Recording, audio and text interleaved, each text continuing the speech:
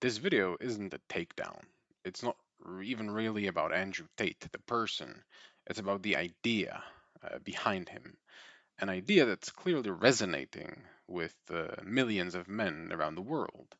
Mythology has been telling us this story for centuries. Take Narcissus, a man so captivated by his own reflection, he loses connection to the world and ultimately to himself. Narcissus was a strikingly handsome young man from Greek mythology, so beautiful, in fact, that people fell in love with him instantly. But he rejected everyone, unable or unwilling to love anyone back. And one day he came across his own reflection in a pool of water. Not realizing it was just an image, he became entranced, utterly in love with what he saw. He stayed there, gazing endlessly until he withered away. And the myth ends in tragedy, not because he loved himself, but because he couldn't recognize the illusion and couldn't connect with the world beyond it.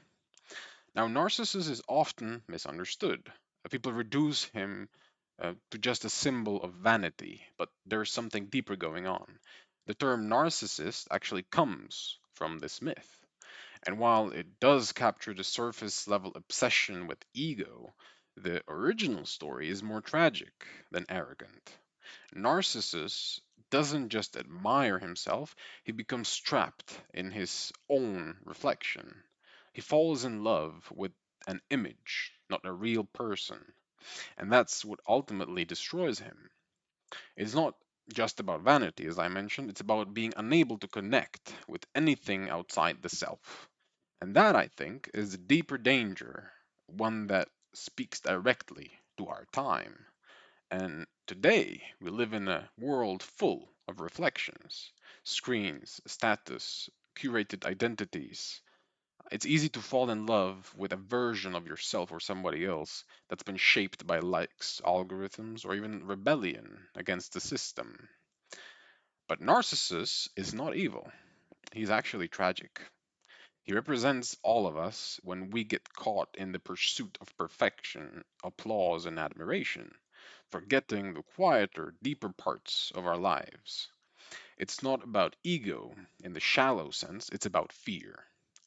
Fear that without the reflection, without the constant need for validation, we're nothing. And that fear, it's something so many men carry inside themselves. Every man has within him a counterpart, the anima, or the inner feminine. This isn't about being less of a man, it's about becoming fully human. The anima is our capacity to feel, to listen inward, to be creative, to be compassionate, to be intuitive. And when men suppress this side, when culture tells us it's weak or it's beta, we don't become stronger. We just become more rigid, more reactive, more anxious. True masculinity isn't about domination, it's about integration. It's knowing when to fight and when to yield, when to speak and when to listen. And Andrew Tate gets a lot right. He talks about discipline, about ambition, about courage.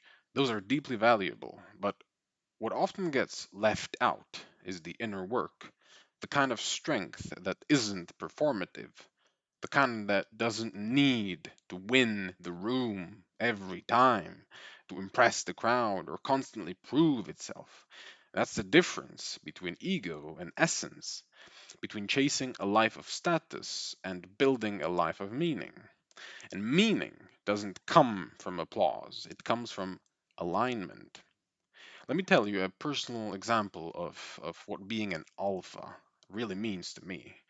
Maybe it'll help you grasp the heart of what I'm trying to say. I know a man whose father fell deep into debt. Instead of blaming, complaining, or boasting, this young man quietly took it upon himself to fix it. He worked long hours, cut back on everything unnecessary, and paid off that father's debt. Not because someone told him to, not for attention or likes, but because he knew it was the right thing to do. And that's strength, that's discipline, that's real leadership. And he never made a show of it. Sometimes being a man means standing up when it's hard, taking on a burden that isn't yours, even, because someone has to do what's right. So this isn't about rejecting masculinity, it's about expanding it. And not replacing Tate's message, but deepening it. Because the world doesn't need less masculinity, it needs a masculinity that's wise, grounded, and whole, not toxic. So if you've ever felt drawn to the message that Tate represents, maybe just ask yourself, what am I really seeking? Is it power? Is it peace? Is it status? Is it selfhood? Because the truth is, you don't have to choose between strength and softness. You can do both. You can be both.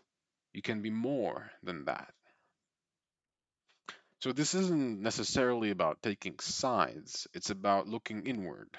Because in the end, every man has to choose. Do I chase an image, or do I become something real? Do I armor up with ego or build something deeper?